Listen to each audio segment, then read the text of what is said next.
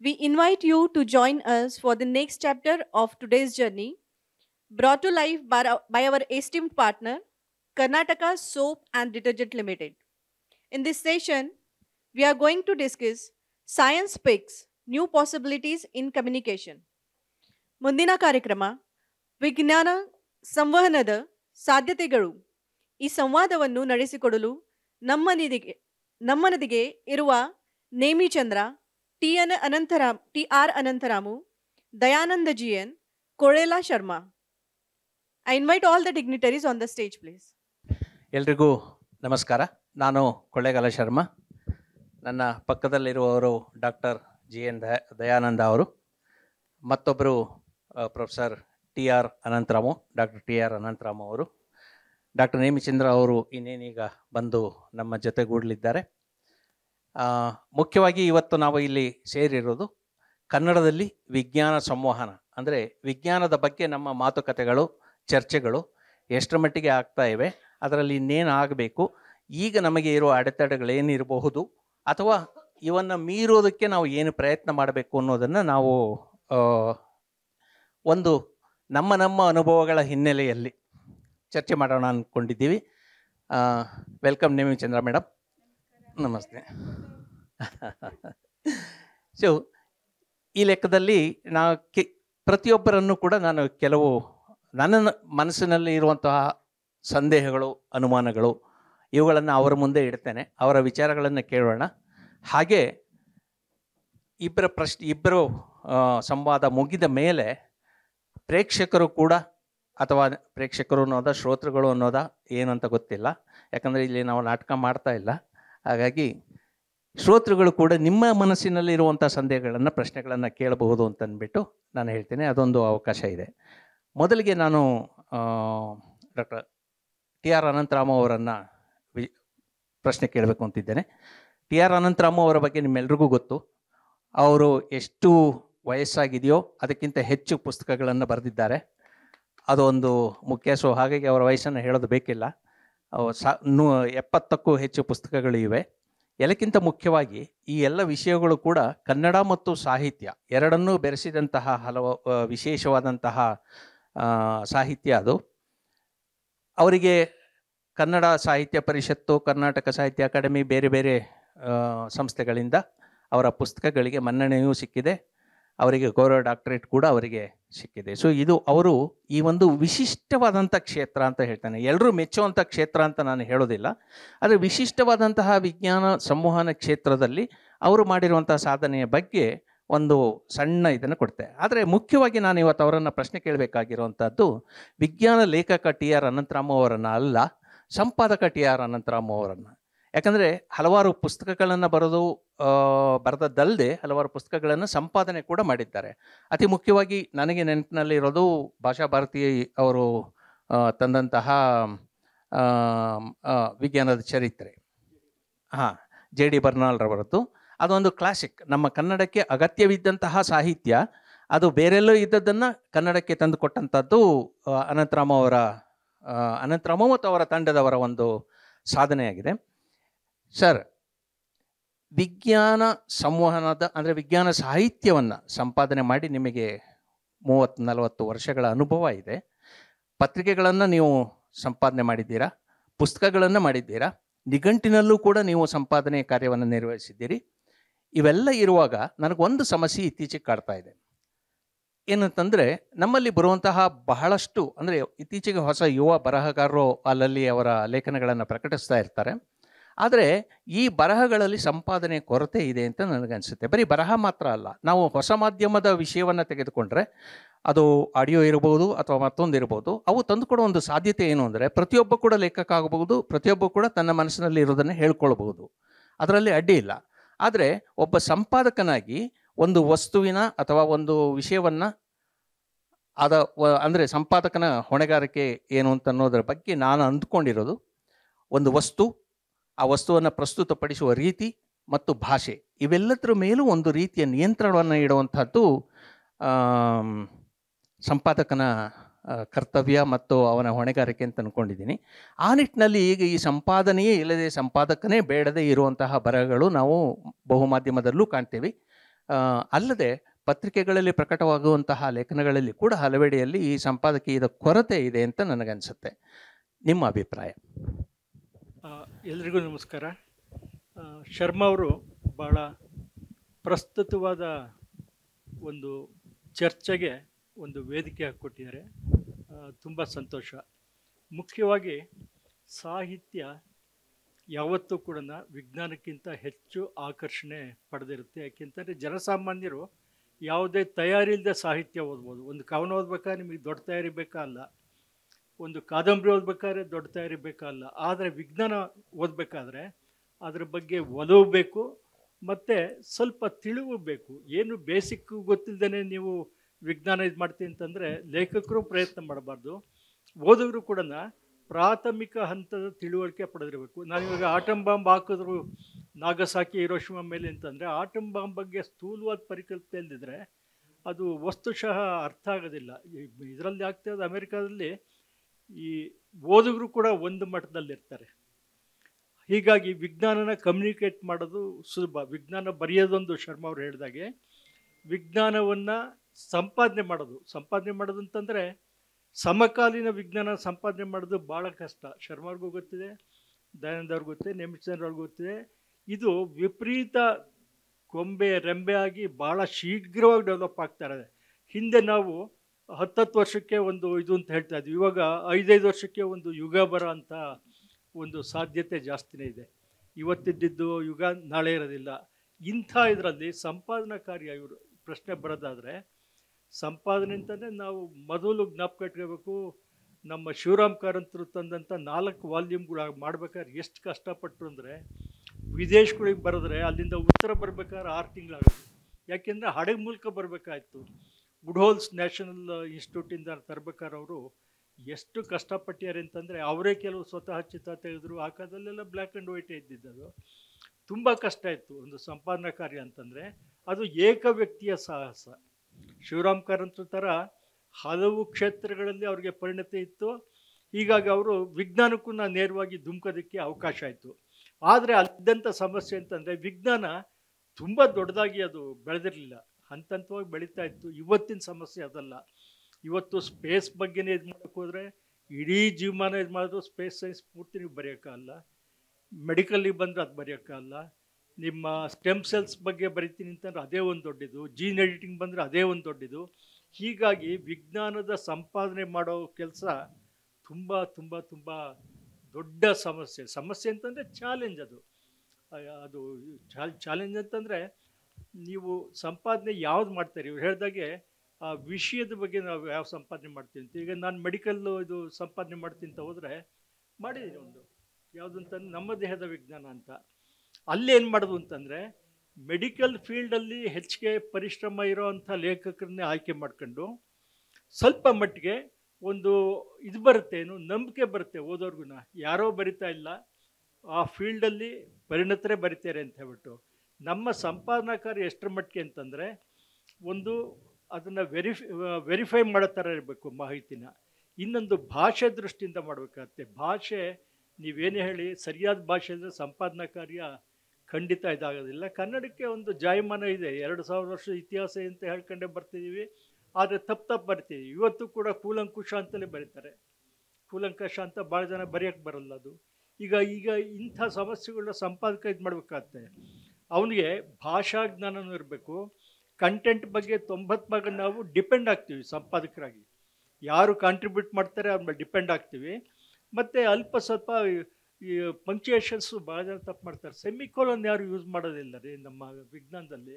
ಇದುವರೆಗೂ ನಾನು ನೋಡಿಲ್ಲಪ್ಪ. ಒಂದು ಸೆಮಿಕೋಲನ್ಗೂ ಒಂದು ಬೆಲೆ ಇದೆ ಅನ್ನೋದು ಗೊತ್ತು. ನಾನು ಕಲ್ತಿದ್ದು VCಯಿಂದ, ಚಾರ್ಲ್ಸ್ ಡಿಕನ್ಸಿಂದನ, ಕಾರ್ಲ್ ಸೆಗಾನಿಂದನ. ಸೆಮಿಕೋಲನ್ಗೆ ಅದರದೇ ಆದಿದೆ. ಎಲ್ಲ ಆ ಥರ ಅರ್ಜೆಂಟು ಎಲ್ಲ ವಾಟ್ಸಪ್ ಯೂನಿವರ್ಸಿಟಿನಲ್ಲಿ ಫೇಮಸ್ ಆಗ್ಬಿಡಬೇಕು. ನಾನು ಹೇಳ್ತೀನಿ, ನೀನು ಕೇಳು. ಅವ್ರಿಗೆ ಕೇಳೋ ತಾಳ್ಮೆನೂ ಇಲ್ಲ.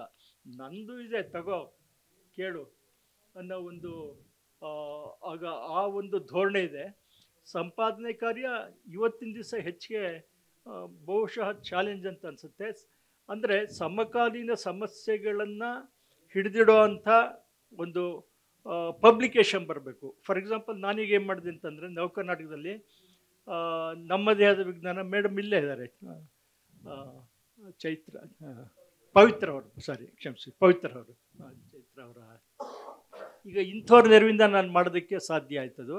ಹಾಗೆ ಮಹಾತಿರುವುಗಳು ಅಂತ ವಿಜ್ಞಾನದ್ದು ಹಿಸ್ಟ್ರಿನ ನೇರವಾಗಿ ಹೇಳಿದರೆ ಯಾರೂ ಓದೋದಿಲ್ಲ. ವಿಜ್ಞಾನದ ಹೆದ್ದಾರಿಯಲ್ಲಿ ಮಹಾತಿರುವು ಅಂತ ಅನೇಕ ಅಂಶಗಳನ್ನ ತಗೊಂಡು ಆಯಾ ಕ್ಷೇತ್ರದ ಪರಿಣತರನ್ನೇ ಸಂಪರ್ಕ ಮಾಡಿ ವಿಧಿ ವಿಜ್ಞಾನ ಅಂತಂದರೆ ಫೋರೆನ್ಸಿಕ್ ಸೈನ್ಸ್ ಇದೆಯಲ್ಲ, ಅದನ್ನೂ ಕೂಡ ಅದೇ ಇಲಾಖೆನಲ್ಲಿ ಹೋಗಿ ಎಕ್ಸ್ಪರ್ಟ್ನ ಕರೆದು ಮಾಡೋದಕ್ಕೆ ಆ ಪುಸ್ತಕನ ಸ್ಟ್ಯಾಂಡರ್ಡ್ ಆಗಿ ಒಂದು ಇದು ಅಂತ ಹೇಳ್ತಾರದು. ಹೀಗಾಗಿ ಸಂಪಾದನಾ ಕಾರ್ಯ ಅವತ್ತಿಗೂ ಒಂದು ಜವಾಬ್ದಾರಿ ಇತ್ತು, ಇವತ್ತು ಸ್ವಲ್ಪ ಇನ್ನೂ ದೊಡ್ಡ ಜವಾಬ್ದಾರಿ ಅಂತ ಹೇಳ್ಬಿಟ್ಟು ನಾನು ಭಾವಿಸ್ತೀನಿ.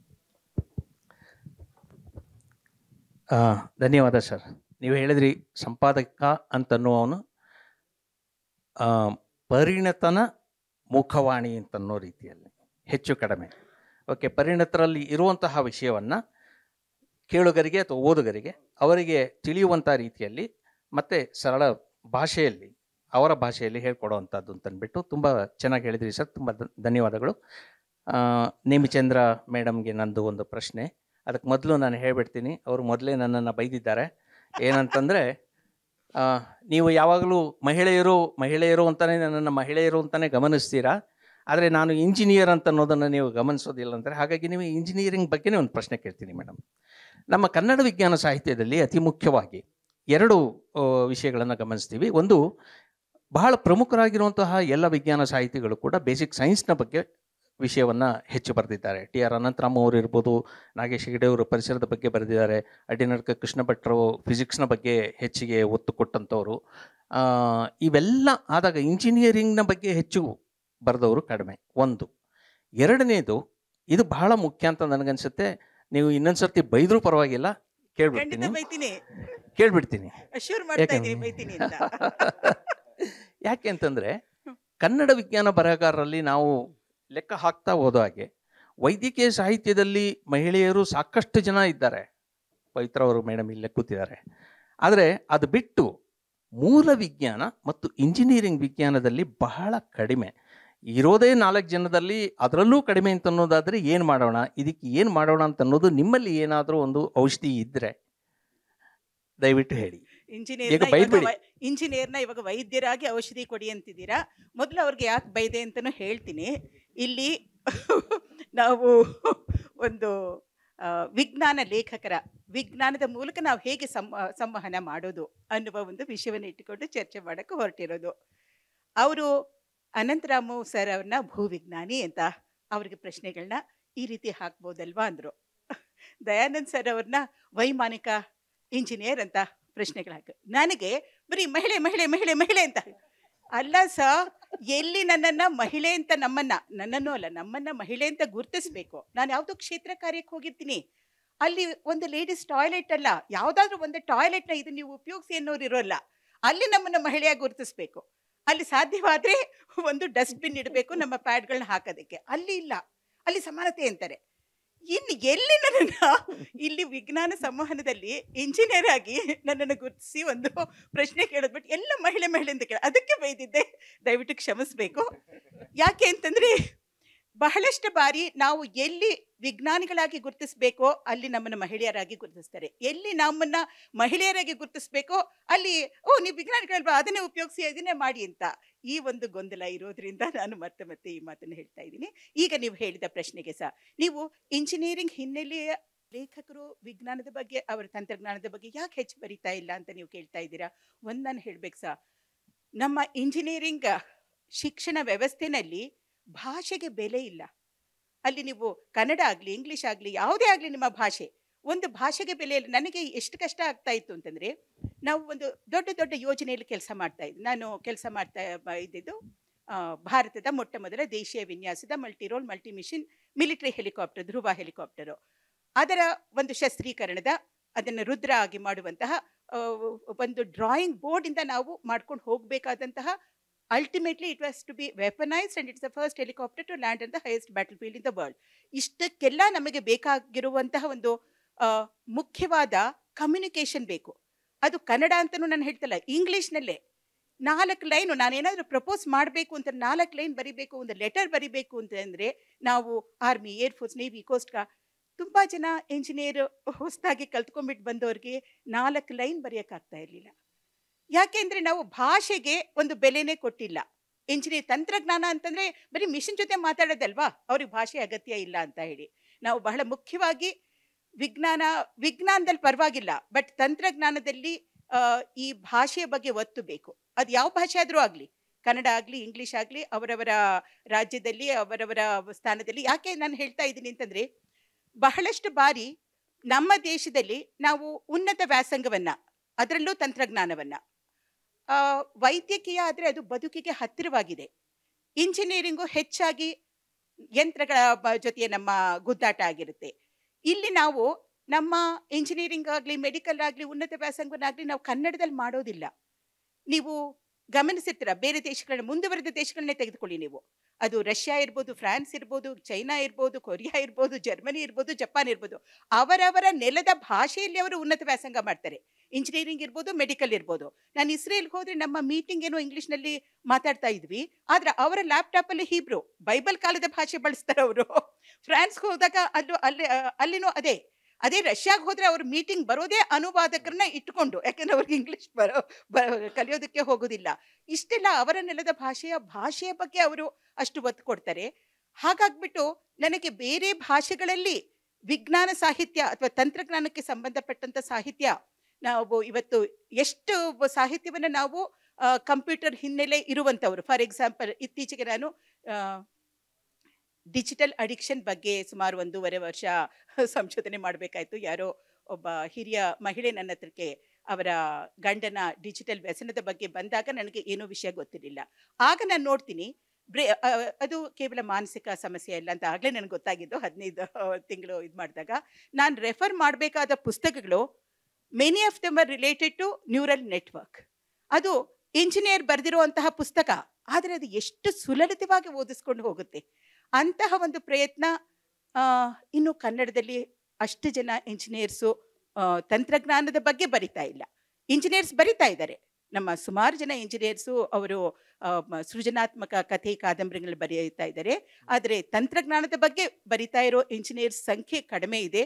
ಎಲ್ಲಿಯೂ ನಾವು ತಂತ್ರಜ್ಞಾನವನ್ನು ಓದಬೇಕಾದಾಗ ಭಾಷೆಯ ಬಗ್ಗೆ ನಾವು ಒತ್ತು ಕೊಟ್ಟಿಲ್ಲ. ಹಾಗಾಗಿ ಅವರಿಗೆ ಲಿಖಿತ ಮೂಲಕ ಒಂದು ಎಕ್ಸ್ಪ್ರೆಸ್ ಮಾಡೋದು ಬರ್ತಾ ಇಲ್ಲ ಅಂತ ನಾನು ಅಂದ್ಕೊಂಡಿದ್ದೀನಿ.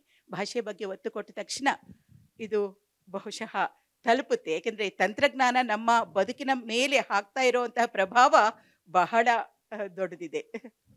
ನೀವು ಬೈದಿದ್ದನ್ನೆಲ್ಲ ತಗೊಂಡ್ಬಿಟ್ಟಿದ್ದೀನಿ ಮೇಡಮ್. ಆದರೆ ಥ್ಯಾಂಕ್ ಯು. ಯಾಕೆ ಅಂತಂದ್ರೆ ನೀವು ಹೇಳಿದ ಈ ಮಾತಿದೆಯಲ್ಲ, ಭಾಷೆ ಬಹಳ ಮುಖ್ಯ ಅಂತ ಅನ್ನೋದು, ಇದು ನನಗೂ ಕೂಡ ನಾನು ಆಗಾಗ್ಗೆ ಒತ್ತಿ ಹೇಳುವಂಥದ್ದು. ಯಾಕಂದರೆ ವಿಜ್ಞಾನವನ್ನು ನಾವು ಬಹಳ ಕಬ್ಬಿಣದ ಕಡಿಲೆ ಅಂತ ಅನ್ನೋ ರೀತಿಯಲ್ಲಿ ನಾವು ಅದನ್ನು ಗಮನಿಸ್ತೀವಿ. ಆ ವಿಜ್ಞಾನದ ವಿಷಯಗಳನ್ನು ನಾವು ತಿಳಿಸೋದು ಕಷ್ಟ ಕನ್ನಡದಲ್ಲಿ ಅಂತಲೂ ಕೂಡ ಎಷ್ಟೋ ಜನ ನನಗೆ ಹೇಳಿದ್ದಾರೆ. ಆದರೆ ಶಿಕ್ಷಕರಾಗಿ ಅಥವಾ ಶಿಕ್ಷಣದ ವಿಷಯದಲ್ಲಿ ಬಂದಾಗ ಯಾವುದೇ ವಿಷಯವನ್ನು ನಾವು ಮೊದಲು ಗ್ರಹಿಸುವಂಥದ್ದು, ಮನನ ಮಾಡಿಕೊಳ್ಳುವಂಥದ್ದು ನಮಗೆ ಬಹಳ ಗೊತ್ತಿರುವಂತಹ ಭಾಷೆಯಲ್ಲಿ. ಭಾಷೆ ಇಲ್ಲದೆ ಶಿಕ್ಷಣ ಇಲ್ಲ, ಭಾಷೆ ಇಲ್ಲದೆ ಗ್ರಹಿಕೆ ಇಲ್ಲ. ಹಾಗಾಗಿ ಭಾಷೆ ಇಲ್ಲದೆ ವಿಜ್ಞಾನದ ಗ್ರಹಿಕೆಯೂ ಇಲ್ಲ ಅಂತ ನಾನು ನಂಬಿದವನು. ಹಾಗಾಗಿ ಅದಕ್ಕೆ ನೀವು ಇನ್ನೊಂದಷ್ಟು ಬಲ ಕೊಟ್ಟಿದ್ದೀರಾ, ಧನ್ಯವಾದಗಳು.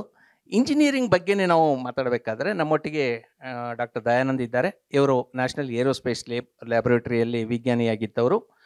ಇವರೊಟ್ಟಿಗೆ ನಾನು ಕೂಡ ಒಂದಷ್ಟು ಕೆಲಸ ಮಾಡುವಂಥ ಅವಕಾಶ ಒದಗಿತ್ತು. ಡಾಕ್ಟರ್ ದಯಾನಂದ್ ಅವರು ವಿಶೇಷ ಏನಂತಂದರೆ, ಅವರು ವಿಡಿಯೋಗಳನ್ನು ವಿಜ್ಞಾನದ ಬಗ್ಗೆ, ಹಾಡು, ವಿಡಿಯೋ ಇವೆರಡನ್ನು ಕೂಡ ಅವರು ತಯಾರಿಸಿದ್ದಾರೆ. ಇದಲ್ಲದೆ ಕನ್ನಡದಲ್ಲಿ ಹೋಗಿ ಇಂಜಿನಿಯರಿಂಗ್ ಬಗ್ಗೆ ಹೇಳ್ತಾರಾ ಅಥವಾ ಸ್ಪೇಸ್ ಸೈನ್ಸ್ ಬಗ್ಗೆ ಹೇಳ್ತಾರಾ, ಆಸ್ಟ್ರಾನಮಿ ಬಗ್ಗೆ ಹೇಳ್ತಾರಾ, ಅದು ಅವರು ಕನ್ನಡದಲ್ಲಿ ಮಾಡೋದಕ್ಕೆ ಸಾಕಷ್ಟು ಪ್ರಯತ್ನ ಪಡ್ತಾರೆ. ಬಹಳ ಸೊಗಸಾಗಿ ಮಾತಾಡ್ತಾರೆ ಸರ್. ಆದರೆ ನಿಮಗೆ 5 ನಿಮಿಷ ಇದೆ. ಈಗ ನೀವು ಹಾಡೋದು ಬಿಟ್ಟು ಇಂಜಿನಿಯರಿಂಗ್ನಲ್ಲಿ ನಮಗೆ ಈಗ ಯಾವ್ಯಾವ ವಿಷಯಗಳ ಬಗ್ಗೆ ನಮ್ಮ ಕನ್ನಡದಲ್ಲಿ ಮಾಹಿತಿಯನ್ನು ಹೆಚ್ಚು ತುಂಬಬೇಕು ಅಂತ ಅನ್ನೋದ್ರ ಬಗ್ಗೆ ನೀವು ಒಂದು ತಿಳಿಸ್ಕೊಟ್ರೆ ಒಂದು ಅನುಕೂಲ ಆಗುತ್ತೆ. ಮತ್ತು ನೀವು ಏನು ಮಾಡ್ತಿದ್ದೀರಾ ಅದರಲ್ಲಿ? ಧನ್ಯವಾದಗಳು ಕೊಳ್ಳೇಗಾಲ್ ಶರ್ಮಾ ಅವರೇ. ಎಲ್ಲರಿಗೂ ಮತ್ತೊಮ್ಮೆ ನಮಸ್ಕಾರ. ನಿಮ್ಮ 2ನೇ ಪ್ರಶ್ನೆಗೆ ಮೊದಲು ಉತ್ತರ ಕೊಡಿ. ನೀವು ಆಗಲೇ ಹೇಳಿದ್ರಿ ಇದು ಒಂದು ವಿಶಿಷ್ಟವಾದ ವಿಷಯ ಅಂತ, ಮೊದಲನೇ ಶುರು ಮಾಡಿದಾಗ ಹೇಳಿದ್ರಿ. ಈಗ ವಿಶಿಷ್ಟವಾದ ವಿಚಾರ ಅಥವಾ ವಿಷಯನ ನಾವು ಹೆಚ್ಚು ಪಾಪ್ಯುಲರ್ ಮಾಡೋದು ಹೇಗೆ, ಅದು ನಮ್ಮ ಮುಂದೆ ಇರೋ ಒಂದು ಸವಾಲು. ಆಮೇಲೆ ಅನಂತರಾಮ್ ಅವರು ಹೇಳಿದ್ರು ಸಾಹಿತ್ಯ ಹೆಚ್ಚು ಆಕರ್ಷಣೆ ಮಾಡುತ್ತೆ ವಿಜ್ಞಾನಕ್ಕಿಂತಲೂ ಅಂತ ನೀವು ಶುರು ಮಾಡಿದ್ರಿ. ಅದು ನಿಜ, ಅದು ಸತ್ಯ. ಅದು ಸಾಹಿತ್ಯ ಖಂಡಿತವಾಗ್ಲೂ ಜನಸಾಮಾನ್ಯರಿಗೆ ಅದು ಹೆಚ್ಚು ಆಕರ್ಷಿತವಾಗಿರುತ್ತೆ. ಇದು ಈಗ ಇಲ್ಲಿ ಯಾಕಿದನ್ನು ಹೇಳ್ತಾ ಇದ್ದೀನಿ ಅಂದರೆ, ನಾನು ಆಮೇಲೆ ನೇಮಿಚಂದ್ರ ಅವ್ರದ್ದು ಭಾಷೆಯ ಒಂದು ಪ್ರಾಮುಖ್ಯತೆ ಹೇಳಿದ್ರು, ನೀವು ಭಾಷೆ ವಿಚಾರ ಹೇಳಿದ್ರಿ. ಈಗ ಭಾಷೆ ತುಂಬ ಮುಖ್ಯ. ನಾವು ರೂಢಿಸ್ಕೊಂಡಿರೋ ಒಂದು ಭಾಷೆ, ನಾವು ಅಭ್ಯಾಸ ಮಾಡೋವಂಥ ಭಾಷೆ, ಕನ್ನಡದ ವಿಚಾರ ಹೇಳ್ತಾ ಇದ್ದೀನಿ. ಇದು ಭಾಳ ಮುಖ್ಯ. ಸೊ ಮೊದಲು ನನ್ನ ಪ್ರಯತ್ನಗಳೇನು ಅಂತ ಹೇಳ್ತೀನಿ. ಈ ಒಂದು ವಿಚಾರದಲ್ಲಿ, ಸಂವಹನ ವಿಚಾರದಲ್ಲಿ, ವಿದ್ಯಾರ್ಥಿಗಳ ಜೊತೆಯಲ್ಲಿ, ಕನ್ನಡದ ಶಾಲೆಯ ವಿದ್ಯಾರ್ಥಿಗಳ ಸರ್ಕಾರಿ ಕನ್ನಡ ಶಾಲೆಯ ವಿದ್ಯಾರ್ಥಿಗಳ ಜೊತೆಯಲ್ಲಿ ನನ್ನ ಸಂವಾದದ ಬಗ್ಗೆ ನಾನು ಫಸ್ಟು ಹೇಳೋದಕ್ಕೆ ಇಲ್ಲಿ ಬಯಸ್ತೀನಿ. ಏನಪ್ಪ ಅಂದರೆ, ನಾನು ನ್ಯಾಷನಲ್ ಏರೋಸ್ಪೇಸ್ ಲ್ಯಾಬ್ರೇಟರೀಸಿಂದ ರಿಟೈರ್ ಆಗಿ ಕೇವಲ 3 ವರ್ಷ ಆಗಿದೆ. ಸೊ ನನ್ನ ಪ್ರಯತ್ನ ಕೇವಲ ಇತ್ತೀಚಿನ ದಿನಗಳಲ್ಲಿ ನಡೀತಾ ಇದೆ ಅಷ್ಟೇ. ಮೊದಲು ನನ್ನ ಬರವಣಿಗೆ ಏನು ಅಂತ, ನಾನು ಬರವಣಿಗೆಯಲ್ಲಿ ಇರಲಿಲ್ಲ ಅಂತ ಹೇಳ್ಬೋದು. ಈಗ ಒಂದೆರಡು ಪುಸ್ತಕ ಹೊರಗಡೆ ಬಂದಿವೆ, ಅವೆರಡೂ ಖಗೋಳಕ್ಕೆ ಸಂಬಂಧಪಟ್ಟದ್ದವು. ಅದರಲ್ಲಿ ಟರ್ಮಿನಾಲಜಿ ಅಂತ ನೀವೇನು ಕೇಳಿದ್ರಿ, ಭಾಳ ಕೊರತೆ ಇದೆ. ಅದು ಭಾಳನೇ ನಾವು ಪದಗಳನ್ನ ತರಬೇಕಾಗುತ್ತೆ. ಅನಂತರಾಮ್ ಅವರು ಹೇಳಿದ್ದಾರೆ, ಅದ್ರ ಬಾಹ್ಯಾಕಾಶ ವಿಷಯ ಅದರೆಲ್ಲ ಕರೆಕ್ಟಾಗಿ ಅದು ನಾವು ವಿಚಾರ ಮಾಡಿ ತರಬೇಕು ಅಂತ ಹೇಳಿದ್ದಾರೆ. ಅದಕ್ಕೆ ಬರ್ತೀನಿ ಆಮೇಲೆ. ಇಲ್ಲಿ ಏನು ಹೇಳ್ಬೇಕಂತಿದ್ದೀನಿ ಅಂದರೆ, ನಾನು ಭಾಷೆ ಎಷ್ಟು ಮುಖ್ಯ ಸಂವಹನದಲ್ಲಿ, ಅದರಲ್ಲಿ ಗ್ರಾಮೀಣ ಪ್ರದೇಶದ ವಿದ್ಯಾರ್ಥಿಗಳಿಗೆ ಆಗಿರ್ಬೋದು ಅಥವಾ ಕನ್ನಡದ ಮೂಲದವ್ರಿಗಾಗಿರ್ಬೋದು ಅನ್ನೋದಕ್ಕೆ 1-2-3 ಉದಾಹರಣೆಗಳು ಕೊಡ್ತೀನಿ. ಇದು ನನ್ನ ಬರವಣಿಗೆ, ನನ್ನ ಲೇಖನಗಳಲ್ಲಿದೆ. ಏನಪ್ಪ ಅಂದರೆ, ಈಗ ಸೌರವ್ಯೂಹದಲ್ಲಿ ಈಗ ನಮ್ಗೆ ಗೊತ್ತಿರೋ ಹಾಗೆ 8 ಗ್ರಹಗಳಿವೆ. 8 ಗ್ರಹಗಳಲ್ಲಿ ಮೊದಲು 9 ಇತ್ತು. ಪ್ಲೂಟೋ ಈಗ ಅದನ್ನು ಡ್ವಾರ್ಫ್ ಪ್ಲಾನೆಟ್ ಕಕ್ಷೆಗೆ ಇಳಿಸಿದ್ದಾರೆ, ವರ್ಗಕ್ಕೆ ಇಳಿಸಿದ್ದಾರೆ. ಅದು ಇಟ್ ಹ್ಯಾಸ್ ಬಿನ್ ಡಿಕ್ಲಾಸಿಫೈಡ್. ಅದಕ್ಕೆ ಬರ್ತೀನಿ ಆಮೇಲೆ. ಮೊದಲನೇದಾಗಿ ಈ ಒಳಗ್ರಹಗಳು ಅಂತ ನಾವೇನು ಹೇಳ್ತೀವಿ ಅಂದರೆ, ಈ ಬುಧ, ಶುಕ್ರ, ಭೂಮಿ, ಆಮೇಲೆ ಮಂಗಳ. ಇದಕ್ಕೆ ನಾನು ಒಂದು ಶೀರ್ಷಿಕೆ ಕೊಟ್ಟಿದ್ದೀನಿ ನನ್ನ ಲೇಖನದಲ್ಲಿ. ಏನಪ್ಪ ಅಂದರೆ, ಒಡ ಹುಟ್ಟಿದ ಒಳಗ್ರಹಗಳು ಅಂತ. ಒಡ ಹುಟ್ಟಿದವರು ಅಂದರೆ ಒಂದೇ ಗರ್ಭದಿಂದ ಜನ್ಮ ತಾಳಿದವರು ಅಂತ. ಈ ಥರ ಒಂದು ಲೇಖನ ಬರೆದಿದ್ದೀನಿ. ಇದ್ರ ಬಗ್ಗೆ ಸುಮಾರು ಸಂವಾದಗಳು ನಡೆದಿವೆ ಇದು ಸರ್ಕಾರಿ ಶಾಲೆಗಳಲ್ಲಿ. ಇದು ಬಹಳ ಒಂದು ಪ್ರಭಾವ ಬೀರಿದೆ ಹುಡುಗರ ಮೇಲೆ ಅಂತ ಒಂದು ವಿಚಾರನ ಇಲ್ಲಿ ಹೇಳೋದಕ್ಕೆ ನಾನು ಇಷ್ಟಪಡ್ತೀನಿ. ಅದೇ ರೀತಿ ಈಗ ಪ್ಲೂಟೋನ ಇದು ಏನು ಮರು ವರ್ಗೀಕರಣ ಮಾಡಿದ್ರು. ಅಂದರೆ ಅದು ಹಲವು ಕಾರಣಗಳಿಂದ, ಇಲ್ಲಿ ಸಮಯ ಇಲ್ಲ ಅದು ಹೇಳೋದಕ್ಕೆ. ಇವಾಗ ಅದನ್ನು ಪ್ಲಾನೆಟ್ ಅಲ್ಲ ಅಂತ ಹೇಳ್ತಾ ಇದ್ದಾರೆ ಪ್ಲೂಟೋ. ಇದು ಪ್ಲಾನೆಟ್ ಅಲ್ಲ ಅಂತ ಯಾವಾಗ ಡಿಸೈಡ್ ಆಯಿತೋ ಅವಾಗ ಅಮೇರಿಕಾದಲ್ಲಿ ಸುಮಾರು ಸಮಾಜದಲ್ಲಿ ಸುಮಾರು ಸೆಕ್ಷನ್ಸ್ ಅದಕ್ಕೆ ಪ್ರೊಟೆಸ್ಟ್ ಮಾಡಿದ್ರು. ಯಾಕೆ ಅಂದರೆ ಅವ್ರಿಗೆ ಅಷ್ಟು ಹಚ್ಕೊಂಡ್ಬಿಟ್ಟಿದ್ದಾರೆ ಸೈನ್ಸ್ ಅನ್ನೋದನ್ನು.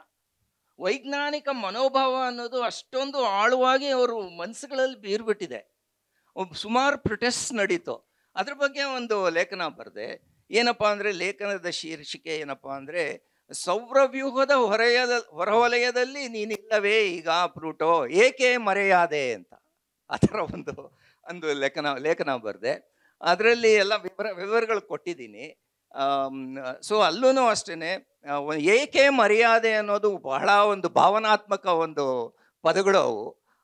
ಇದೂ ಚೆನ್ನಾಗಿ ಮನಸ್ಸಿಗೆ ಹಿಡಿದಿದೆ ಮಕ್ಕಳಿಗೆ ಅಂತ ನನ್ನ ಒಂದು ಭಾವನೆ. ಆ ಒಂದು ಪ್ರತಿಕ್ರಿಯೆನಲ್ಲಿ ಗೊತ್ತಾಗ್ಬಿಡುತ್ತೆ ನಮಗೆ ಸಂವಾದಗಳು ನಡೆದಾಗ. ಆಮೇಲೆ ಇದೇ ಥರ ಇನ್ನೊಂದು ಲೇಖನ ಬರೆದಿದ್ದೀನಿ. ಅದೇನಪ್ಪ ಅಂದರೆ, ದಿಗಂಚಿನ ಹೊಸಲಿನಲ್ಲಿ ಹೊಸ ಆತಗಳು ಅಂತ. ಅಂದರೆ ಕಾಲನೀಸ್ ಇನ್ ಔಟರ್ ಸ್ಪೇಸ್. ಇದು ಹೇಗೆ ಸ್ಫೂರ್ತಿ ಬಂತಂದರೆ, ಇದನ್ನು ಬರೆಯೋದಕ್ಕೆ ಕುವೆಂಪು ಅವರು ಅವರ ನೆನಪಿನ ದೋಣಿಯಲ್ಲಿ ಸುಮಾರು ಕಡೆ ದಿಗಂತನ ವಿಚಾರ ಹೇಳ್ತಾರೆ. ದಿಗಂತನ ವಿಚಾರ ಯಾಕೆ ಹೇಳ್ತಾರೆ ಅಂದರೆ, ಮಲೆನಾಡಿನಲ್ಲಿ ಮಲೆಗಳ ಸಾಲು ವಿವರಿಸುವಾಗ ಅದನ್ನು ಹೇಳ್ತಾರೆ. ದಿಗಂತ ವಿಚಾರ ಸುಮಾರು ಸತಿ ಹೇಳಿದ್ದಾರೆ.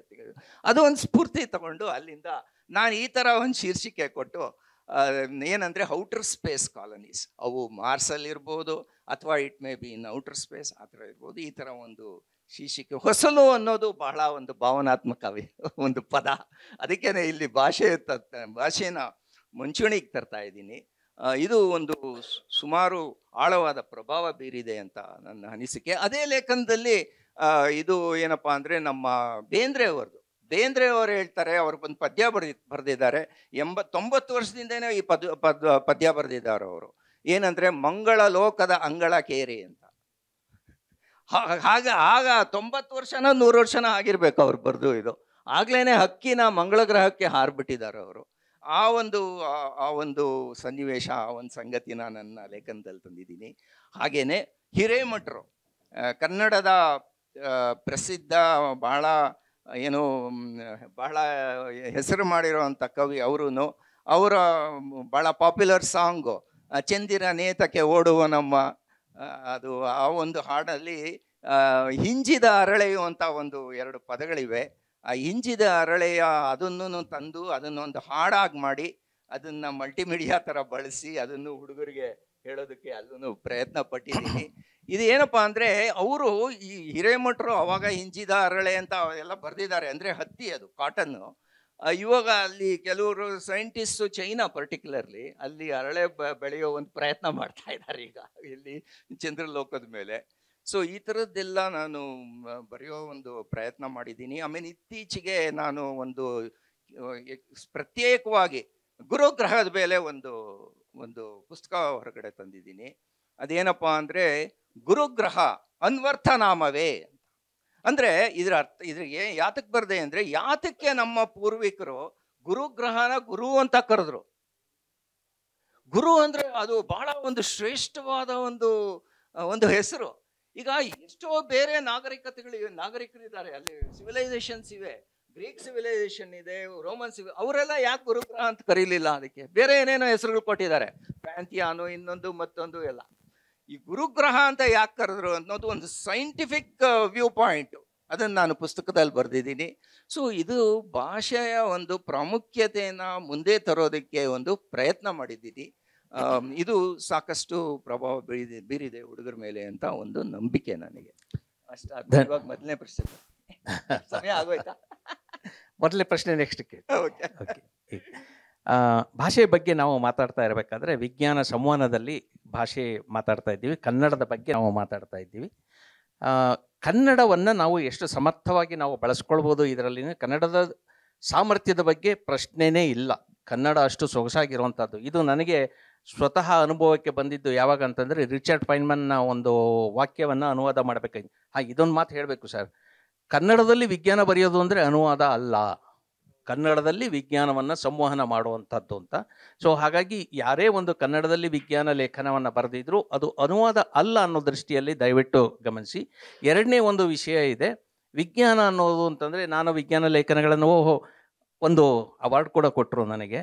ನಾನು ಅದನ್ನು ಕಳಿಸಿದ್ದು ವಿಜ್ಞಾನ ಸಾಹಿತ್ಯ ಅನ್ನುವ ಒಂದು ಪ್ರಕಾರಕ್ಕೆ. ಆದರೆ ಇದು ವಿಜ್ಞಾನ ಆದ್ದರಿಂದ ಅದು ಮಕ್ಕಳಿಗೆ ಅಂತಂದ್ಬಿಟ್ಟು ಮಕ್ಕಳ ಸಾಹಿತ್ಯದಲ್ಲಿ ಅದನ್ನು ಪ್ರಶಸ್ತಿ ಕೊಟ್ಟರು.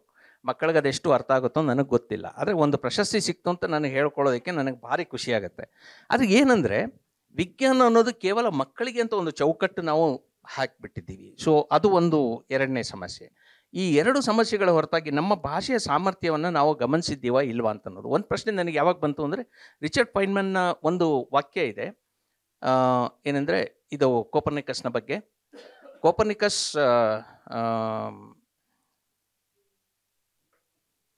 created a revolution on earth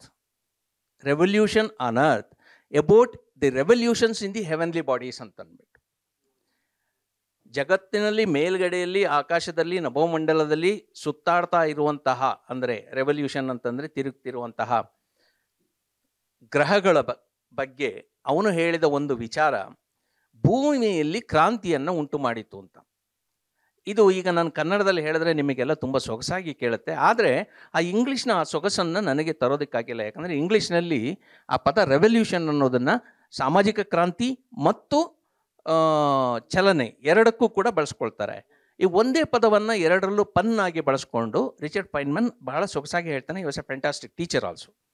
ಅದನ್ನು ಅವನ ಆ ವ್ಯಕ್ತಿತ್ವವನ್ನು, ಆ ಭಾವವನ್ನು ನಮ್ಮ ಕನ್ನಡದಲ್ಲಿ ಇಳಿಸೋಕ್ಕಾಗಲಿಲ್ವಲ್ಲ ಅಂತಂದ್ಬಿಟ್ಟು ನಾನು ಕೃಷ್ಣ ಭಟ್ರ ಹತ್ರ, ಅಡಿನರ್ ಕೃಷ್ಣ ಭಟ್ರ ಹತ್ರ ಒಂದು ಸರ್ತಿ ಚರ್ಚೆ ಮಾಡ್ತಾ ಅವ್ರಿಗೆ ಹೇಳಿದೆ, ಸರ್ ನಮ್ಮ ಕನ್ನಡ ಇಲ್ಲಿ ಸೋತಿದೆ ಅಂತ ಅನ್ಸುತ್ತೆ ಅಂತ. ಅವ್ರು ಒಪ್ಕೊಳ್ಳಿಲ್ಲ, ಇಲ್ಲ ಸೋತಿಲ್ಲ ಅಂತ ಅನ್ಸುತ್ತೆ ಅಂತಂದರು. ಅದಾಯಿತು. 15 ದಿವಸ ಬಿಟ್ಟು ಅವರು ಲ್ಯಾಂಡ್ಲೈನ್ನಲ್ಲಿ ಕಾಲ್ ಮಾಡಿದ್ರು. ಮೊಬೈಲ್ ಬಂದ ಕಾಲದಲ್ಲಿ ಲ್ಯಾಂಡ್ಲೈನ್ನಲ್ಲಿ ಕಾಲ್ ಬಂತು ಅಂದರೆ ಕೃಷ್ಣ ಭಟ್ರು ಒಬ್ಬರೇ ಮಾಡೋದು ನನಗೆ ಗ್ಯಾರಂಟಿ. ಯಾಕಂದರೆ ಅವರು ಮೊಬೈಲ್ ಉಪಯೋಗಿಸ್ತಾ ಇರಲಿಲ್ಲ. ಕಾಲ್ ಮಾಡಿ ಅವ್ರು ಹೇಳಿದರು, ಶರ್ಮರೇ ನೀವು ಹೇಳಿದ್ದು ಸುಳ್ಳು, ತಪ್ಪು. ಯಾಕೆಂದರೆ ಕನ್ನಡದಲ್ಲಿ ಒಂದು ಪದ ಇತ್ತು, ನಾವು ಅದನ್ನು ಬಳಸೋದು ಬಿಟ್ಟಿದ್ದೇವೆ. ಈಗಲೂ ಕೂಡ ಇವರು ಹೇಳ್ದಂಗೆ ಹೊಸಿಲು ಮತ್ತೊಂದು ಈ ರೀತಿಯ ಹಲವಾರು ಪದಗಳನ್ನು ನಾವು ಆಡುಭಾಷೆಯಲ್ಲಿ ಬಹಳ ಸೊಗಸಾಗಿ ಬೇರೆ ಬೇರೆ ವಿಷಯಗಳನ್ನು, ಅವುಗಳಲ್ಲಿರುವಂತಹ ವ್ಯತ್ಯಾಸಗಳನ್ನು, ಸೂಕ್ಷ್ಮ ವ್ಯತ್ಯಾಸಗಳನ್ನು ಪ್ರತಿಬಿಂಬಿಸೋದಕ್ಕೆ ನಾವು ಬಳಸ್ಬೋದು. ಆದರೆ ಅದನ್ನು ಮಾಡಲಿಲ್ಲ. ಆ ಕಾಲದಲ್ಲಿ ಕ್ರಾಂತ ಅನ್ನೋ ಪದವನ್ನು ಚಲನೆಗೂ ಬಳಸ್ತಾ ಇದ್ರಂತೆ.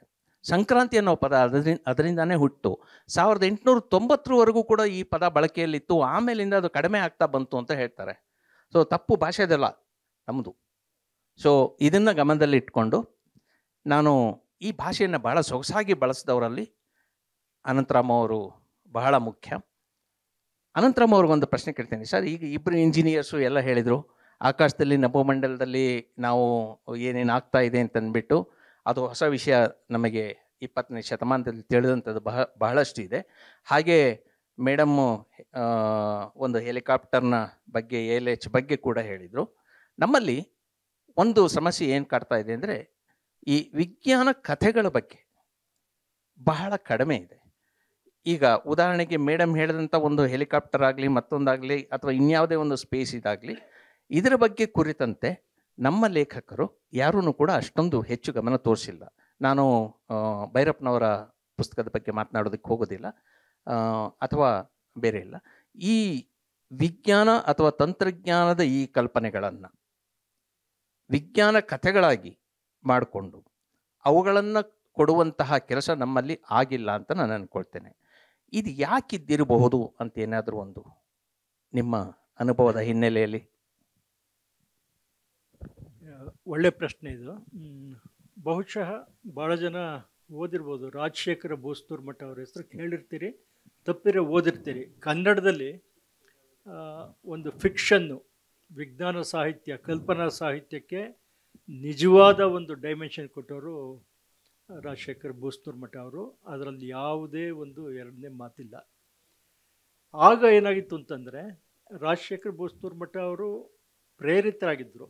ಅನೇಕ ಯುರೋಪಿಯನ್ ಸಾಹಿತ್ಯದಿಂದ ಪ್ರೇರಿತರಾಗಿ ಹಸಿಯಾಗಿ ನಮಗೆ ಕೊಡೋಕ್ಕೆ ಶುರು ಮಾಡಿದ್ರು. ನಮಗೆ ಎಲ್ಲದೂ ಹೊಸದೇ ಆ ಕಾಲದಲ್ಲಿ. ಈ ಕಥೆಗಳನ್ನ ಬಿಟ್ಟರೆ ನಮಗೆ ನಿಜವಾದ ವಿಜ್ಞಾನನ ಕಥೆಗಳ ಮೂಲಕ ಹೇಳಿದವರು ರಾಜಶೇಖರ್ ಬೋಸ್ತೂರ್ ಮಠ ಅವರೇ. ಅದಾದಮೇಲೆ ನೋಡಿ, ಹೆಚ್ಚಿಗೆ ಜನ ಪಿಕಪ್ ಮಾಡ್ಕೊಂಡಿಲ್ಲ ಅದನ್ನ. ಭಾಳ ಜನ ಬರದೇ ಇರಲಿಲ್ಲ ಅಂತಲ್ಲ, ಅದು ಯಾತಕ್ಕೋ ಕನ್ನಡದಲ್ಲಿ ಅದು ಹೆಚ್ಚಿಗೆ ಜನಪ್ರಿಯ ಆಗಲಿಲ್ಲ. ಐಸಾಕ್ ಅಸಿಮೋವ್ ಜಗತ್ ಪ್ರಸಿದ್ಧ ಸೈನ್ಸ್ ಫಿಕ್ಷನ್ ರೈಟರು, ಜಾರ್ಜ್ ಗ್ಯಾಮೋವ್, ಈ ಥರ ಆರ್ಥರ್ ಕ್ಲಾರ್ಕ್ ಹೇಳ್ತಾ ಹೋಗ್ಬೋದು ಅದು. ಬಟ್ ಅವರು ರೀಚ್ ಆಗ್ತಿದ್ದ ಆಡಿಯನ್ಸು, ಅವರು ಸೆಲೆಕ್ಷನ್ ಮಾಡ್ತಿದ್ದಂಥ ಸಬ್ಜೆಕ್ಟ್ಗಳಿದೆಯಲ್ಲ, ಅದು ಸಿಕ್ಕಾಪಟ್ಟೆ ಕಾಡೋದು ಜನಗಳಿಗೆ. ನಾವೇ ಒಂದು ಗ್ರಹದಿಂದ ಇನ್ನೊಂದು ಗ್ರಹಕ್ಕೆ ಹೋಗಿದಾಗೆ ಈಗ ಈ ಥರದ್ದು ಕಲ್ಪನೆ ತಂದವರು ಅವರು. ಹೀಗಾಗಿ ನಮಗೆ ಒಂದು ರೀತಿಯಲ್ಲಿ ರಾಜಶೇಖರ ಬೋಸ್ತೂರ್ ಮಠ ಅವರು ಕನ್ನಡ ಸಾಹಿತ್ಯನೂ ಓದ್ಕೊಳ್ಳೋದಕ್ಕೆ ಪ್ರೇರಣೆನೂ ಕೊಟ್ಟರು ಅವ್ರನ್ನ ಈ ಕಥೆಗಳ ಮೂಲಕ. ಅದಾದಮೇಲೆ ಭಾಳ ಜನಕ್ಕೆ ಅದು ವೈಜ್ಞಾನಿಕ ಸಾಹಿತ್ಯ, ವಿಶೇಷವಾಗಿ ಕಥೆಗಳು ಹೆಚ್ಚಿಗೆ ಗಮನ ಸೆಳೆದಿಲ್ಲ. ಸ್ವಲ್ಪ ಅಲ್ಲಲ್ಲಿ ಇದಾಯಿತು. ಈಗ ಸಡನ್ನಾಗಿ ಇದ್ದಕ್ಕಿದ್ದಲ್ಲೇ KN ಗಣೇಶಯ್ಯ ಅವರು ಕೆಲವು ಒಳ್ಳೊಳ್ಳೆ ಕಥೆಗಳನ್ನ, ಅಂದರೆ ಸಂಪೂರ್ಣವಾಗಿ ವೈಜ್ಞಾನಿಕ ಅಲ್ದಿದ್ರನ್ನ ಸಂಶೋಧನೆಯನ್ನು ಆಧರಿಸಿದ ಕೆಲವು ಕಥೆಗಳನ್ನ ಕೊಡ್ತಾ ಹೋದರು. ಹೀಗಾಗಿ ಮತ್ತೆ ಜನಕ್ಕೆ ಹೊಸ ಬಗೆಯ ಸಾಹಿತ್ಯ, ಅದು ಕೂಡ ಸೈನ್ಸ್ ಫಿಕ್ಷನ್ನೇ, ಅದು ಸಿಗ್ತಾ ಹೋಯಿತು. ಸೈನ್ಸ್ ಅನ್ನೋದಕ್ಕಿಂತನೂ ಈ ಸಂಶೋಧನೆ ಮತ್ತು ಹೆಚ್ಚಿಗೆ ಹಿಸ್ಟ್ರಿಗೆ ಹೊರಟೋಯ್ತು. ಅದು ಆರ್ಕಿಯಾಲಜಿಕಲ್ ಇನ್ವೆಸ್ಟಿಗೇಷನ್ಸು ಈ ಥರ. ಬಟ್ ಅದು ಒಂದು ಬೇಕು. ಕಾಲಕ್ಕೆ ಏನಾಗುತ್ತೆ ಅಂತಂದರೆ, ಯಾವುದೇ ಲೇಖಕರಿಗೆ ನೀವು ಹೀಗೆ ಬರೀರಿ, ಇದೇ ಡೈರೆಕ್ಷನ್ ಹೋಗಿ ಅಂತ ಅನ್ನೋಕ್ಕಾಗಲ್ಲ. ಲೇಖಕರು ಓದುಗರನ್ನ ಬೇರೆ ಡೈರೆಕ್ಷನ್ಗೆ ಕರ್ಕೊಂಡು ಹೋಗ್ತಾರೆ ಅವರ ಒಂದು ಕ್ರಿಯೇಟಿವಿಟಿಯಿಂದನ. ಗಣೇಶಯ್ಯವರು ಹೆಚ್ಚಿಗೆ ಬರೆದವರೇ ಇಲ್ಲ, ಇದಕ್ಕಿದ್ದಲ್ಲೇ ಬರೆಯೋಕ್ಕೆ ಶುರು ಮಾಡಿದ್ರು ಸುಧಾದಲ್ಲಿ, ಕನಕನ ಮುಸುಕು ಅಂತೇಳಿ. ಅಲ್ಲಿಂದ ಶುರುವಾಗಿದ್ದು ಇದುವರೆಗೂ ಬರಿತಲೇ ಇದ್ದಾರೆ. ಅಂಡ್ ಒಂದು ವರ್ಗ ಗಣೇಶಯ್ಯವರ ಲೇಖನಿಗಳನ್ನ ಮೆಚ್ಕೊಳ್ತಾ ಇದ್ದಾರೆ ಅದು.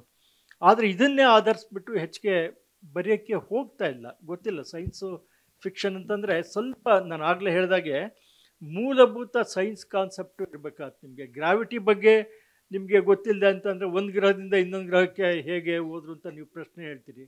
ಈಗ ಈ ಸಮಸ್ಯೆ ಬರುತ್ತೆ. ಮೂಲಭೂತ ಪರಿಜ್ಞಾನ ಇದ್ದಾಗ ಸೈನ್ಸ್ ಫಿಕ್ಷನ್ಸು ತುಂಬ ಆತ್ಮೀಯವಾಗುತ್ತೆ. ಆ ನಿಟ್ಟಿನಲ್ಲಿ ಹೆಚ್ಚಿಗೆ ಕೃಷಿ ಆಗಿಲ್ಲ. ಒಂದು ಅಡ್ಡ ಪ್ರಶ್ನೆ ಕೇಳ್ಬೋದಾ? ಕೇಳಿದೆ. ಅನಂತರಾಮ ಅವರು ಸೈನ್ಸ್ ಫಿಕ್ಷನ್ ಬರೆದಿಲ್ಲ, ಯಾಕೆ? ಯಾಕೆ ಕೇಳ್ತಿದ್ದೀನಿ ಅಂದರೆ ವಿಜ್ಞಾನದ ಬಗ್ಗೆನೂ ನೀವು ಸಾಕಷ್ಟು ತಿಳ್ಕೊಂಡಿದ್ದೀರಾ, ಸಾಹಿತ್ಯದಲ್ಲೂ ಸಾಕಷ್ಟು. ಮಯೂರದಲ್ಲಿ 2 ಕತೆ ಬಂತು. ಅದಾದ್ಮೇಲೆ ನನಗೆ ಬಹುಶಃ ಶುದ್ಧ ವಿಜ್ಞಾನದ ಬಗ್ಗೆನೇ ಹೆಚ್ಚಿಗೆ ಗಮನ ಇತ್ತು. ಹೇಳ್ಕೊಳ್ಳೋಕೆ ತುಂಬ ಇದೆ ಇಲ್ಲಿ ಅಂತ ಅನಿಸಿ ಬಹುಶಃ ಅದನ್ನು ನಾನು ಹೆಚ್ಚಿಗೆ ಅದಕ್ಕೆ ಗಮನ ಕೊಡಲಿಲ್ಲ ಅನ್ಸುತ್ತೆ. ಈಗಲೂ ಕೂಡ ಆಸೆ ಇದೆ ಒಂದು ಬರೀಬೇಕು. Thank you. ಹಾಗಿದ್ರೆ ಒಂದು ಕಾದಂಬರಿ ಬರುತ್ತೆ ಅಂತ ನಿರೀಕ್ಷೆ ಮಾಡಿ. ಈಗ ನಿಮ್ಮಗಳ ಒಂದು ಅವಕಾಶ. ನಿಮ್ಮಲ್ಲಿ ಯಾರಾದರೂ ಪ್ರಶ್ನೆಗಳು ಕೇಳುವವರು ಇದ್ದರೆ ಕೇಳಬಹುದು.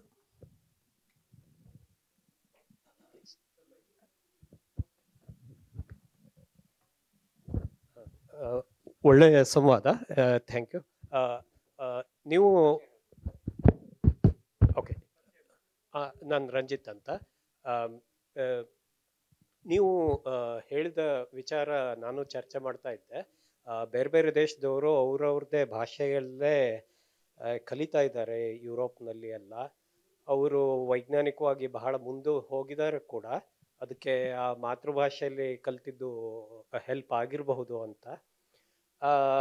ಬಟ್ ನಾನು ಇಟಲಿಯಲ್ಲಿ ನೋಡಿದೆ, ಅಲ್ಲೂ ಕೂಡ ನೀವು ಹೇಳಿದಾಗೆ ಹೈಯರ್ ಎಜುಕೇಷನ್ನು, ಇಂಜಿನಿಯರಿಂಗ್ ಡಿಗ್ರಿಗಳು, ಮೆಡಿಕಲ್ ಡಿಗ್ರಿಗಳು ಲೋಕಲ್ ಲ್ಯಾಂಗ್ವೇಜಲ್ಲೇ ಕಲಿತಾರೆ.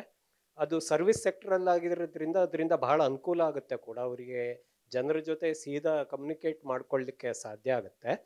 ಬಟ್ ಅಕಾಡೆಮಿಕ್ಸ್ ಸರ್ಕಲ್ನಲ್ಲಿ ಇದ್ದವರು ಸ್ವಲ್ಪ ಗೊಣಗಾಟ ಮಾಡ್ತಿದ್ದನ್ನು ಕಂಡೆ. ಇಂಗ್ಲೀಷ್ ನಮ್ಗೆ ಸರಿಯಾಗಿ ಬರಲ್ಲ, ನೀವು ಒಂಚೂರು ಹೇಳ್ಕೊಡಿ, ನೀವು ಇಟಾಲಿಯನ್ ಕಲಿಯೋದು ಬೇಡ, ನೀವು ನಮ್ಮ ಹತ್ರನೇ ಇಂಗ್ಲೀಷಲ್ಲಿ ಮಾತಾಡಿ ನಮಗೆ ಇಂಗ್ಲೀಷ್ ಕಲಿಸಿ, ಈ ಥರದ್ದು ಒಂದು ಸ್ವಲ್ಪ ನಮ್ಗಷ್ಟು ಸರಿ ಇಂಗ್ಲೀಷ್ ಬರಲ್ಲ, ಚೆನ್ನಾಗಿ ಬರೆಯೋಕ್ಕಾಗ್ತಾ ಇಲ್ಲ ಇಂಟರ್ನ್ಯಾಷನಲ್ ಜರ್ನಲ್ಗಳಲ್ಲಿ ಅಂತೆಲ್ಲ. ಈಗ LLMs ಎಲ್ಲ ಬರ್ತಾ ಇದೆ, ಟ್ರಾನ್ಸ್ಲೇಷನ್ನ ನಾವು ಆಟೋಮೇಟ್ ಮಾಡ್ಬೋದು, ಎಲ್ಲ ಮಾಡ್ಬೋದು. ಆವಾಗ ಈ ಟೆಕ್ನಿಕಲ್ ಬುಕ್ಗಳನ್ನು ಟ್ರಾನ್ಸ್ಲೇಟ್ ಮಾಡ್ಕೊಳ್ಳೋಕ್ಕೆ ಮ್ಯಾನ್ ಪವರ್ ಇತ್ಯಾದಿ ಸಮಸ್ಯೆ ಇತ್ತು ಅಂದರೆ ಈಗ ಅದು ಹೊರಟೋಗ್ತಾ ಇದೆ ಅಂತ ಅನಿಸುತ್ತೆ. ಈಗ ಒಂದು ಅಪಾರ್ಚುನಿಟಿ ಇದೆ, ಎಲ್ಲದನ್ನೂ ಟ್ರಾನ್ಸ್ಲೇಟ್ ಮಾಡ್ಕೊಬೋದು, ಎಲ್ಲದನ್ನೂ ಕನ್ನಡದಲ್ಲಿ ಕೊಡ್ಬೋದು ನಾವು ಮನಸ್ಸು ಮಾಡಿದರೆ. ಬಟ್ ಎಲ್ಲಿವರೆಗೆ ನಾವು ಕನ್ನಡದಲ್ಲಿ ಕೊಡಬೇಕು, ಎಲ್ಲಿವರೆಗೆ ಇಂಗ್ಲೀಷನ್ನೇ ಉಳಿಸ್ಕೊಬೇಕು, ಇದು ಸ್ವಲ್ಪ ಯೋಚನೆ ಮಾಡಬೇಕು ಅಂತ ನನಗನ್ನಿಸ್ತಿದೆ. ಇದಕ್ಕೇನು ಅನಿಸ್ತು? ಥ್ಯಾಂಕ್ ಯು ರಂಜಿತ್ ಕೂಡ ಒಬ್ಬ ವಿಜ್ಞಾನಿ. ಸೊ ಸಾಕಷ್ಟು ಹೊರ ದೇಶಗಳಲ್ಲಿ ಅನುಭವ ಪಡ್ಕೊಂಡು ಬಂದಿದ್ದಾರೆ. Thank you Ranjith for the insight. ಇನ್ಯಾರಾದರೂ ಒಂದು ಪ್ರಶ್ನೆ? ಎಸ್.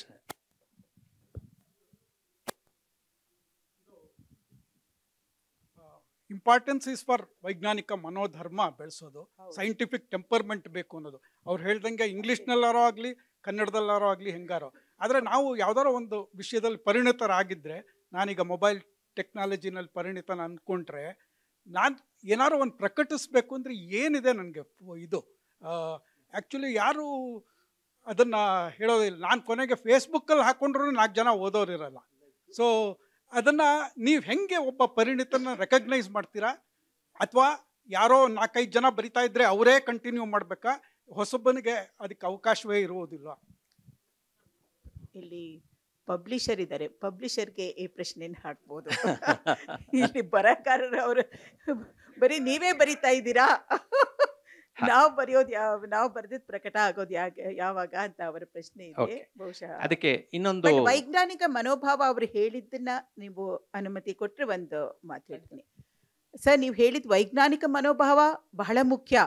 ಬರೀ ವಿಜ್ಞಾನ ತಂತ್ರಜ್ಞಾನ, ಈ ಮೊಬೈಲ್ ಉಪಯೋಗಿಸಿದ್ರೆ ಏನಾಯ್ತು, ಅದನ್ನು ತಗೊಂಡ್ರೆ ಏನಾಯ್ತು, ಅದೇ ಮೊಬೈಲಿನ ಒಂದು ಚಟ, ಆ ಡಿಜಿಟಲ್ ವ್ಯಸನ ಅನ್ನೋದು ಎಷ್ಟು ಬ್ರಹ್ಮಾಂಡವಾಗಿದೆ ಅನ್ನೋದು ಬೇರೆಯೇ ಒಂದು ಆಯಾಮಕ್ಕೆ ತಗೊಂಡು ಹೋಗುತ್ತೆ. ಬರೀ ತಂತ್ರಜ್ಞಾನವನ್ನು ನಾವು ವಿವರಿಸೋದಲ್ಲ. ಯಾಕೆ ಅಂತಂದರೆ ಅನೇಕ ಬಾರಿ ನಿರ್ಲಿಪ್ತ ಅನ್ನುವ ವಿಜ್ಞಾನ ಕೂಡ ಸಾಮಾಜಿಕ ಬೇಡಿಕೆಗಳ ದಿಕ್ಕಿನಲ್ಲಿ ಬೆಳೆಯುತ್ತೆ. ನಾವು ಯಾವ ಒಂದು ವಿಜ್ಞಾನ ಇಟ್ ಈಸ್ ನ್ಯೂಟ್ರಲ್ ಅಂತ ಅಂದ್ಕೊಳ್ತೀವಿ ನಾವು, ಹಾಗಿರೋದಿಲ್ಲ. ಉದಾಹರಣೆಗೆ ಪಿತೃಪ್ರಧಾನವಾಗಿರೋ ಒಂದು ಸಮಾಜದಲ್ಲಿ ವಿಜ್ಞಾನದ ಅಳವಡಿಕೆಗಳು ಮಹಿಳೆಯ ಶೋಷಣೆಯ ಅಸ್ತ್ರ ಆಗಿರೋದನ್ನು ನೋಡಿದ್ದೀವಿ. ಎಲ್ಲೋ ಒಂದು ನಾವು ಭ್ರೂಣದ ಅವಸ್ಥೆಯಲ್ಲೇ ಅನುವಂಶ ಏನಪ್ಪ ವಂಶದಲ್ಲಿ ಬರುವಂತಹ ರೋಗಗಳನ್ನ ಪತ್ತೆ ಮಾಡಬಲ್ಲಂತಹ ಒಂದು ಅತ್ಯಂತ ಸದುದ್ದೇಶಪೂರಿತವಾದಂತಹ ತಂತ್ರಜ್ಞಾನ ಆಮ್ನಿಯೋಸಿಂಟಸಿಸ್. ಯಾವಾಗ ಇಂತಹ ಒಂದು ಸಮಾಜದಲ್ಲಿ, ಪಿತೃಪ್ರಧಾನ ಸಮಾಜದಲ್ಲಿ ಅದೊಂದು ಶೋಷಣೆ ಅಸ್ತ್ರ ಆಯಿತು. ಹೆಣ್ಣು ಭ್ರೂಣನ ಗುರುತಿಸೋದು, ಅದರ ನಂತರ ಭ್ರೂಣ ಹತ್ಯೆ ಮಾಡೋದಕ್ಕೆ ಕಾರಣ ಆಯಿತು. ಈ ರೀತಿ ನೀವು ಹೇಳಿದ ವೈಜ್ಞಾನಿಕ ಮನೋಭಾವ ನಮಗೆ ಬಹಳ ಮುಖ್ಯವಾಗಬೇಕು. ವೈಜ್ಞಾನಿಕ ಮನೋಭಾವ ಇದ್ದಾಗ ನಾವು ಅಲ್ಲಿ ಎಲ್ಲ ರೀತಿಯ ನ್ಯೂಟ್ರಾಲಿಟಿ ತರ್ತೀವಿ. ಅದು ಯಾವುದೋ ಒಂದು ಪ್ರಧಾನತೆಯ ಕಡೆಗೆ, ಅದು ಜೆಂಡರ್ ನ್ಯೂಟ್ರಲ್ ಆಗಿರುತ್ತೆ, ಜಾತಿಗಳಿಗೂ ನ್ಯೂಟ್ರಲ್ ಆಗಿರುತ್ತೆ. ಅಂತಹ ಒಂದು ವೈಜ್ಞಾನಿಕ ಪ್ರಜ್ಞೆಯನ್ನು ನಾವು, ಮನೋಭಾವವನ್ನು ನಾವು ಉತ್ತೇಜಿಸಬೇಕು. ವಿಜ್ಞಾನದ ಬಗ್ಗೆ ಬರೆಯೋದು ಮುಖ್ಯ, ಬಟ್ ಇದು ಬಹಳ ಮುಖ್ಯ. ಅದರಲ್ಲಿ ನೀವು ಅನುಮತಿ ಕೊಟ್ಟು ಇನ್ನೊಂದು ಮಾತು ಹೇಳ್ತೀನಿ ಸರ್. ನಾವು ಇವತ್ತು ವಿಜ್ಞಾನ ಬರಹಗಾರರಿದ್ದೀವಿ. ದಯವಿಟ್ಟು ಏಕ ಬಳಕೆಯ ಪ್ಲಾಸ್ಟಿಕ್ನಿಂದ ಆಗ್ತಾ ಇರೋ ಅನಾಹುತದ ಬಗ್ಗೆ ನಾವು ಬರೀಬೇಕು ಮತ್ತು ಅಳವಡಿಸ್ಕೊಳ್ಬೇಕು. ಎಲ್ಲಿ ಹೋದ್ರೂ ನಾನು ಮನೆಯಿಂದ ಒಂದು ಸ್ಟೀಲ್ ತರೋದು ಯಾಕೆ ಅಂದರೆ ಆ ಪಾಪದಲ್ಲಿ ನನ್ನ ಪಾಲು ಬೇಡ ಅಂತ. ನಾವು ಏನಂದ್ಕೊಳ್ತೀವಿ ಅಂತಂದರೆ ಎರಡೇ ಗುಟುಕು ಇದು ನೋಡಿ, ಅದು ಎಷ್ಟು ಚಿಕ್ಕ ಬಾಟ್ಲು, ಕುಡಿದ್ಬಿಟ್ಟು ಹಿಂಗೆ ಎಸಿತೀವಿ, ಅದು ಶಾಶ್ವತವಾಗಿ ಅಲ್ಲಿ ಉಳಿಯುತ್ತೆ. ವಿಜ್ಞಾನ ಲೇಖಕರಾಗಿ ನಮ್ಮೆಲ್ಲರಿಗೂ ತಿಳಿದಿದೆ. ಆಮೇಲೆ ಅದರೊಳಗೆ ಇರೋದು ನೀರು ಮಾತ್ರ ಶುದ್ಧ ಅಂದ್ಕೊಳ್ತೀವಿ. ನಿಮಗೂ ಗೊತ್ತಿದೆ, ರಸಾಯನಶಾಸ್ತ್ರದ PhD ಮಾಡಿರೋರನ್ನ ಕೇಳಿ, ಏಕ ಬಳಕೆಯ ಪ್ಲಾಸ್ಟಿಕಲ್ಲಿ ಉಪಯೋಗಿಸೋದು it's a toxic chemical and it leaches into the water with time and temperature, ಸಮಯ ಮತ್ತು ಏನಪ್ಪ ತಾಪಮಾನದಿಂದ. ದಯವಿಟ್ಟು ಕ್ಷಮಿಸಿ, ಇದು ವಿಷಯಾಂತರ ಆಯಿತು. ಆದರೆ ಅದು ಒಂದೇ ಸಮಯ ನನಗೆ ಕಣ್ಣು ಚುಚ್ಚುತ್ತಾ ಇರೋದ್ರಿಂದ ಹೇಳಬೇಕಾಯಿತು. ಇಲ್ಲ ಮೇಡಮ್, ನೀವು ವಿಷಯಾಂತರ ಮಾಡಲಿಲ್ಲ, ಆದರೆ ವಿಷಯವನ್ನು ಸರಿಯಾಗಿ ಕೇಂದ್ರಕ್ಕೆ ತಂದಿಟ್ರಿ ಅಂತ ಅನಿಸುತ್ತೆ. ಎರಡು ವಿಷಯ ನಿಮ್ಮ ಮಾತಿನಲ್ಲಿ ನಾನು ಗಮನಿಸಿದ್ದು. ಮೊದಲನೇದು ಅಮ್ನಿಯೋಸಿಂಟೆಸಿಸ್ ಅಂತ ಹೇಳಿದ್ರಿ. ಅದರ ಬಗ್ಗೆ ಒಂದು ನನ್ನದೇ ಒಂದು ಪರ್ಸನಲ್ ಅನುಭವ ಇರೋದ್ರಿಂದ ಅದನ್ನು ಹೇಳ್ತೇನೆ. ನನ್ನ ಮೊದಲ ಲೇಖನ ಪ್ರಜಾವಾಣಿಯಲ್ಲಿ ಪ್ರಕಟ ಆಗಿದ್ದು ಅಮ್ನಿಯೋಸಿಂಟೆಸಿಸ್ ಬಗ್ಗೆ. ಮೊದಲು 1984ರಲ್ಲಿ. ಆ 84ರಲ್ಲಿ ಬಹುಶಃ ಬೆಂಗಳೂರಿನಲ್ಲಿ ಅಮ್ನಿಯೋಸಿಂಟೆಸಿಸ್ ಅನ್ನೋ ಬಗ್ಗೆ ಯಾರನ್ನು ಕೇಳಿದ್ರು ಗೊತ್ತಿರಲಿಲ್ಲ. ಸೊ ಇದು ನಾನು ಬೇರೆ ಬೇರೆ ಕಡೆಯಿಂದ ತಿಳ್ಕೊಂಡು ಆಮೇಲೆ ನಾನು ಬರೆದದ್ದು. ಆ ಲೇಖನವನ್ನು ಬರೆದಾಗ ನನಗೂ ನೀವು ಹೇಳಿದಾಗೆ ಒಂದು ಅನುಮಾನ ಇತ್ತು ಸರ್, ನನ್ನ ಲೇಖನವನ್ನು ಯಾರು ಪ್ರಕಟಿಸ್ತಾರೆ, ಈ ವಿಷಯವನ್ನು ಓದ್ತಾರ ಅಂತಂದ್ಬಿಟ್ಟು. ನಾನು ಪ್ರಜಾವಾಣಿಗೆ ಕಳಿಸಿದಾಗ ಅದಕ್ಕೆ ನಾನು ನನ್ನ ಮೇಷ್ಟ್ರೊಬ್ಬರ ಹೆಸರನ್ನು ಹಾಕಿ ಕಳಿಸ್ದೆ. ಇಷ್ಟೇ ಕಾರಣ, ಮೇಷ್ಟ್ರ ಹೆಸರು ಹಾಕಿದ್ರೆ ಅವರು ಸ್ವಲ್ಪ ಅಧಿಕಾರಯುತವಾಗಿರೋದ್ರಿಂದ ಒಬ್ಬ ವಿದ್ಯಾರ್ಥಿಯ ಲೇಖನವನ್ನು ಒಪ್ಕೊಳ್ತಾರೆ ಅಂತ. ನಾಗೇಶ್ ಹೆಗಡೆಯವರು ಲೇಖನವನ್ನು ಪ್ರಕಟಿಸಿಬಿಟ್ರು. ಆಮೇಲೆ ಕೃಷ್ಣಮೂರ್ತಿ ಅವ್ರಿಗೆ ಹೇಳಿದ್ರು, ಕೃಷ್ಣಮೂರ್ತಿಯವರು ಆಮೇಲೆ ರೇಡಿಯೋ ಮಾತು. ಸೊ ಅಮ್ನಿಯೋಸಿಂಟೆಸಿಸ್ ಯಾಕೆ ಹೇಳಿದೆ ಅಂತಂದರೆ, ವಿಜ್ಞಾನ ಲೇಖನಗಳಿಗೆ ಓದುಗರು ಇದ್ದಾರೆ, ಆದರೆ ಗೇಟ್ ಕೀಪಿಂಗ್ ಆಗ್ತಾ ಇದೆ. ಓದುಗರು ಇಲ್ಲ ಅಂತನ್ನುವ ಒಂದು ಅಭಿಪ್ರಾಯವನ್ನು ನಾವು ಬೆಳೆಸ್ಕೊಂಡಿದ್ದೇವೆ. ಇದು ಒಂದು. ಆದರೆ ಆ ವಿಜ್ಞಾನ ಲೇಖನವನ್ನು ನಾವು ಮನ ಮುಟ್ಟುವ ಹಾಗೆ ಬರೀಬೇಕು ಅಂತ ಅನ್ನೋದನ್ನು ದಯಾನಂದ್ ಅವರು ಕೂಡ ಹೇಳಿದರು. ಸೊ ಈ ರೀತಿಯ ಇದನ್ನು ಇರುವಂತಹ ಲೇಖನಗಳಿದ್ದರೆ ಅವಕ್ಕೆ ನಾವು ಒಂದು ರಂಗವನ್ನು ಒದಗಿಸ್ಬೋದು. ಇತ್ತೀಚಿನ ಕಾಲದಲ್ಲಿ ಹೊಸ ಮಾಧ್ಯಮಗಳು ಬಂದಿರುವಂಥ ಕಾಲದಲ್ಲಿ ಪ್ರತಿಯೊಬ್ಬರು ಕೂಡ ಪ್ರಕಾಶಕರಾಗಿದ್ದಾರೆ, ಪ್ರತಿಯೊಬ್ಬರು ಲೇಖಕರಾಗಿದ್ದಾರೆ, ಪ್ರತಿಯೊಬ್ಬರು ವಿಡಿಯೋ ಚಿತ್ರೀಕರಣ ಮಾಡ್ತಾರೆ. ಸಮಸ್ಯೆ ಇರೋದು ವಿಜ್ಞಾನದ ವಿಷಯಗಳನ್ನು ಹೇಳೋರಲ್ಲ, ಯಾವ ರೀತಿಯಲ್ಲಿ ಹೇಳಬೇಕು, ಯಾವುದನ್ನು ಹೇಳಬೇಕು, ಎಷ್ಟು ಹೇಳಬೇಕು ಅಂತನ್ನೋದು ವಿಜ್ಞಾನ ಸಂವಹನದ ಮೂಲ ತತ್ವ. ಆ ತತ್ವಗಳಿಲ್ಲದೆ ನಾವು ಏನೇ ಮಾಡಿದರೂ ಕೂಡ ನಮಗೆ ಜನ ಹೆಚ್ಚಿಗೆ ಬರೋದು ಭಾಳ ಕಡಿಮೆ ಅಂತ ನನ್ನ ಒಂದು ಅನುಭವ. ಆಮೇಲೆ ಮತ್ತೊಮ್ಮೆ ನನ್ನ ಬಗ್ಗೆನೇ ಒಂದು ಹೇಳ್ತಾ, ಕುತೂಹಲಿ ಕನ್ನಡ ಅಂತ ಒಂದು ಪತ್ರಿಕೆ ಇದೆ. ಆ ಪತ್ರಿಕೆಯನ್ನು ನಾನು ಸಂಪಾದಿಸ್ತಾ ಇದ್ದೇನೆ. ಇದು ಉಚಿತವಾಗಿ PDF ರೂಪದಲ್ಲಿ ಜನರನ್ನು ತಲುಪುತ್ತೆ. ಎಲ್ರಿಗೂ ಯಾರ್ಯಾರು ಬೇಕೋ ಅದನ್ನು ಚೆಂದ ತಗೊಳ್ಬೋದು. ಈ ಪತ್ರಿಕೆಯಲ್ಲಿ ಯಾರು ಬೇಕಿದ್ರೂ ಬರಿಬೋದು. ಆದರೆ ನಾವು ಒಂದೇ ಒಂದು ಉಚಿತವಾಗಿ ಕೊಡ್ತಾ ಇರೋದ್ರಿಂದ ನಾನು ಸಂಭಾವನೆ ಕೊಡೋದಕ್ಕೆ ಈಗ ಶಕ್ತನಲ್ಲ. ಆದರೆ ಯಾರಿಗೆ ಬೇಕಿದ್ರೂ ನಾನು ಜಾಗ ಕೊಡೋದಕ್ಕೆ ರೆಡಿ ಇದ್ದೇನೆ. ಹೊಸ ಎಕ್ಸ್ಪೆರಿಮೆಂಟ್ಸ್ ಕೂಡ ನಾವು ಅದರಲ್ಲಿ ಮಾಡ್ತಾ ಇದ್ದೇವೆ ವಿಜ್ಞಾನ ಸಂವಹನದಲ್ಲಿ. ಇವೆಲ್ಲವಕ್ಕೂ ಕೂಡ ಅವಕಾಶ ಇದೆ. ನಾವುಗಳು ಒಟ್ಟಿಗೆ ಕೈ ಜೋಡಿಸ್ಬೇಕು ಅಷ್ಟೇ. ಇದು ಒಂದು. ನಮ್ಮೊಟ್ಟಿಗಿರುವಂತಹ ಡಾಕ್ಟರ್ ದಯಾನಂದ್ ಅವರಿಗೆ ತುರ್ತಾಗಿ ಹೊರಗೆ ಹೋಗಬೇಕಾಗಿರೋದ್ರಿಂದ ಅವರು ಈಗ ನಮ್ಮ ಇಲ್ಲಿ ಈ ಸಭೆಯಿಂದ ಹೊರಗೆ ಹೋಗಬೇಕು ಅಂತ ವಿನಂತಿಸ್ಕೊಳ್ತಾ ಇದ್ದಾರೆ. Thank you sir. ನಮಸ್ಕಾರ. ಸರ್, ನೀವು ಹೇಳಿದ್ದು ಆಮ್ನಿಯೋಸಿಂಟೆಸಿಸ್ ನೀವು ಹೇಳಿದ್ರಲ್ಲ, ಜನರಿಗೆ ತಿಳ್ಕೋಬೇಕು ಅನ್ನೋ ಕುತೂಹಲ ಇದೆ, ಆದರೆ ಎಲ್ಲಿ ಹೋಗಬೇಕು ಅಂತ ಗೊತ್ತಾಗೋದಿಲ್ಲ. ಯಾಕೆಂದರೆ ಈಗ ಇತ್ತೀಚಿನ ಒಂದು ಪ್ರಕರಣದಲ್ಲಿ ಸುಮಾರು 30 ವರ್ಷದ ಹಿಂದೆ ಒಂದು DNA ಬೆರಳಚ್ಚು ತಂತ್ರದ ಬಗ್ಗೆ ಬರೆದಿದ್ದು ಎಲ್ಲೋ ಒಬ್ಬ ಮಹಿಳಾ ಅಧ್ಯಯನ ಪುಸ್ತಕದಲ್ಲಿದೆ. ಅದರ ಬಗ್ಗೆ ನನಗೆ ಇತ್ತೀಚಿನ ಒಂದು ಪ್ರಕರಣ ತಮಗೆ ಗೊತ್ತಿರುತ್ತೆ. ಅದರ ಬಗ್ಗೆ ತಿಳ್ಕೊಳ್ಳೋಕೆ ಅನೇಕರು ಹೇಗೆ ಅತ್ಯಾಚಾರಿಯನ್ನ ಗುರುತಿಸೋದಕ್ಕೆ ಸಾಧ್ಯ ಆಯಿತು ಅಂತ ನನಗೆ ಫೋನ್ ಮಾಡಿದವರು ಇದ್ರು.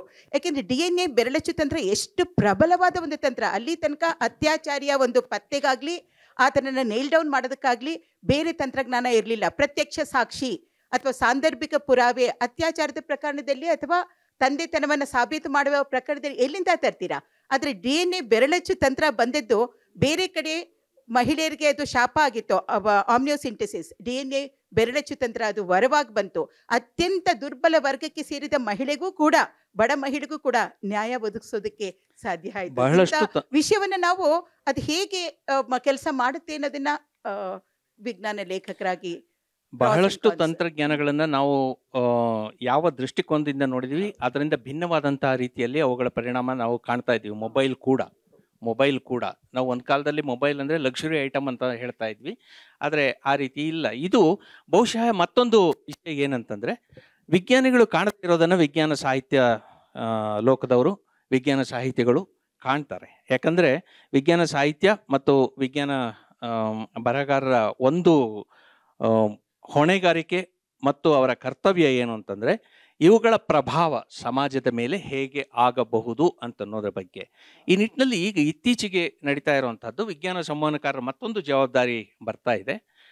ಇನ್ಕ್ಲೂಸಿವ್ ಕಮ್ಯುನಿಕೇಷನ್ ಅಂತ ನಾವು ಈಗ ಹೇಳ್ತಾ ಇದ್ದೀವಿ. ಇನ್ಕ್ಲೂಸಿವ್ ಕಮ್ಯುನಿಕೇಷನ್ ಅಂತಂದರೆ ನಾನು ವಿಜ್ಞಾನ ಕಲಿತವನು ನಾನು ಹೇಳೋದಷ್ಟೇ ಅಲ್ಲ, ನಿಮ್ಮಲ್ಲಿ ಇರುವುದನ್ನು ತಿಳಿದುಕೊಂಡು ಅದರಲ್ಲಿರುವ ವಿಜ್ಞಾನವನ್ನು ಬೆರೆಸ್ಕೊಂಡು ಹೇಳುವಂತಹದ್ದು ಅಂತ. ಇದನ್ನು ಇತ್ತೀಚೆಗೆ ಸಿಟಿಸನ್ ಸೈನ್ಸ್ ಅನ್ನುವ ರೂಪದಲ್ಲಿ ಕೂಡ ನಾವು ನೋಡ್ತಾ ಇದ್ದೇವೆ.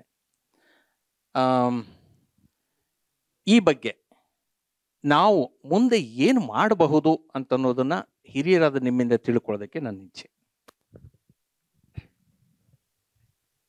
ಭಾಳ ಮುಖ್ಯವಾದ ಪ್ರಶ್ನೆ ಇದು. ಇನ್ಕ್ಲೂಸಿವ್ ಸೈನ್ಸ್ ಅಂತಂದರೆ ಯಾವ ವ್ಯಕ್ತಿ ಒಂದು ಹುದ್ದೆನಲ್ಲಿ ಕಾರ್ಯನಿರ್ವಹಿಸ್ತಾ ಇದ್ದಾರೋ ಅವರು ಕಮ್ಯುನಿಕೇಷನ್ಗೂ ಕೂಡ ಇಳಿಯೋದು ಅಂಥೇಳಿ.